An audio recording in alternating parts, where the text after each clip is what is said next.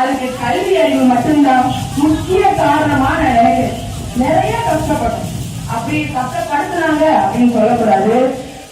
ஏன் அப்படின்னா அந்த நம்ம உள்ளவரும் பூர்வமா அதை அனுபவிச்சுனாதான் இன்னைக்கு நம்மளுக்கு வெளியே போய் வரக்கூடிய பெரிய கஷ்டங்கள் கஷ்டமாவே தெரியுது.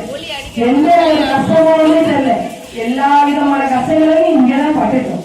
காலில் எங்க தாத்தா முன்னாடி நடந்து போறாங்கன்னா நாங்க குழந்தைங்க, எங்க தாத்தாவோட கால் நல்லா வளர்த்து இப்படி எட்டு வச்சு போறாங்க அப்படின்னா நம்ம குழந்தைங்களுக்கு அந்த எட்டை எட்ட முடியும்.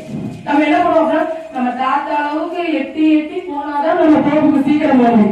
நம்ம நடந்து போனோம்னா லேட் ஆயிடும். அப்ப என்ன பண்ணணும், முயற்சி.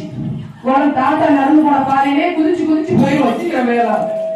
அவர்கள் வழிகாட்டினார்கள் அன்று, இன்று வரை அது எங்களின் சிந்தனையில் இருந்து கொண்டுதான் இருக்கிறது. அவர்கள் எங்களை விட்டு சென்றிருந்தாலும் அவர்கள் கற்றுத்தந்த பாடங்கள் எங்களை விட்டு செல்லவில்லை என்று சொல்லி எனது உரையை முடிக்கிறேன். நன்றி.